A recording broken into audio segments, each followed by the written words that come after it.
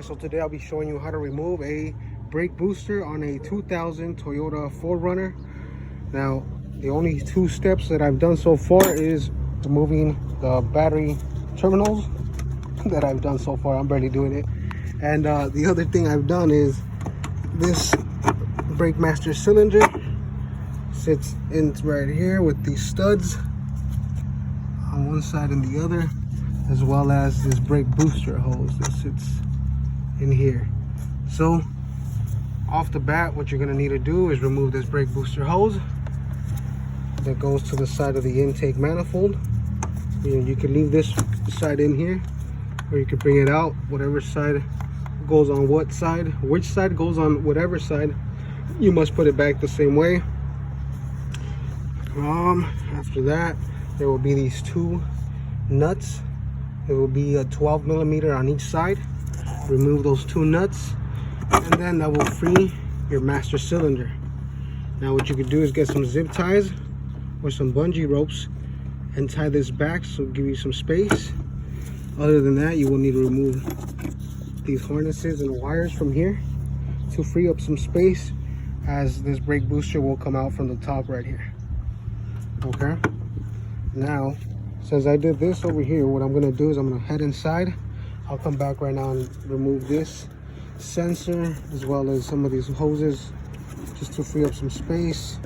I'll probably be removing this bolt right there, this bolt right here, and just scooting this to the side. And that would probably be it, because this will probably just pop off with a screwdriver in the back, and these hoses just literally were clipped in there like this. So you lift up this tab, and then you go in here and you lift up on that side to free up this side of the plastic holder. Then come in here, and once you come in here, you're gonna go under the car. You look for your brake pedal. Right now, we got this in here. So what we're gonna do is we're going to set up the camera in here.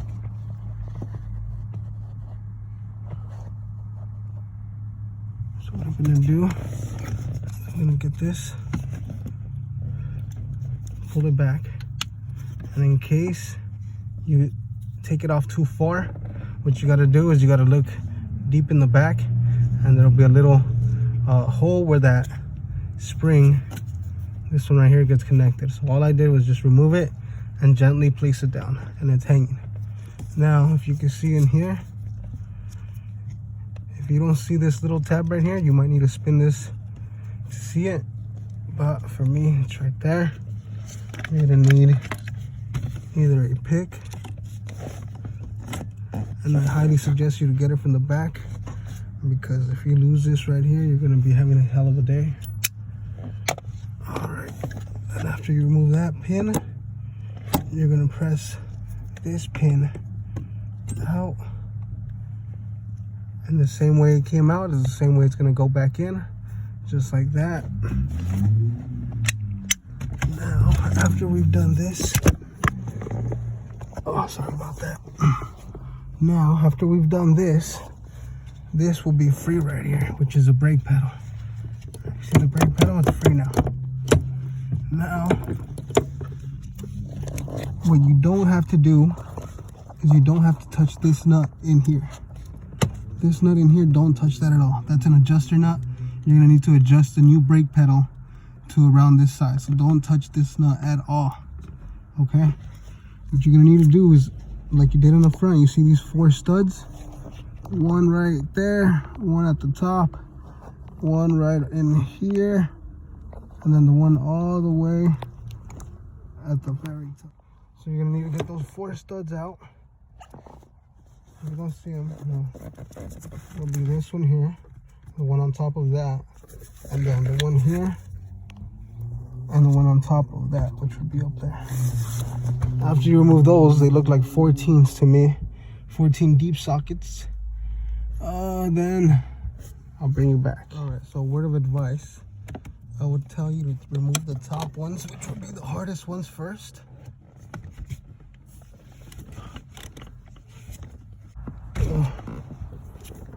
cramping up bad in here. I'm just gonna take off the socket. Just do it with the socket like that. Yeah, so word of advice, take off the top ones first. God damn. It'll be a lot easier because if you remove the bottom ones first, it'll just kind of be hanging onto the very top ones. And what you want to do is you want to release the top ones, which will be the hardest ones first, and able to get access to it much easier. All right then, so guys, it's not an easy job, but it's definitely possible. So I have the brake booster.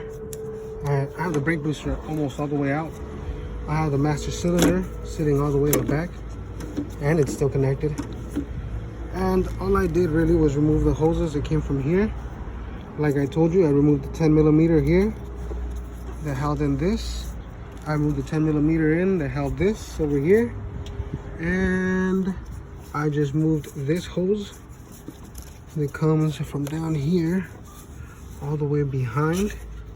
And it's behind this little bracket. You can see it down there. And all I did was pop it off of the clamp that's in here, that's all. No bolts, no nothing. Just in this little hook. Popped it off just to give me some space. Move this back, remove the sensor.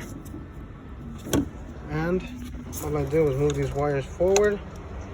And voila, it's gonna come out. Let's see if I can get that on video for you. There you go. Okay. And there you have it. Now we're gonna get the new one and get it installed. And in case you guys, for the non-believers, there you go, that's how we do it. Clear up your space in here. Okay. Again, from the inside part is just these 4 bolts right there. See the 4 studs. All right. You go in here, that's where it comes out from. The harness stays in there. That's for the brake right there. Okay, and we'll be back.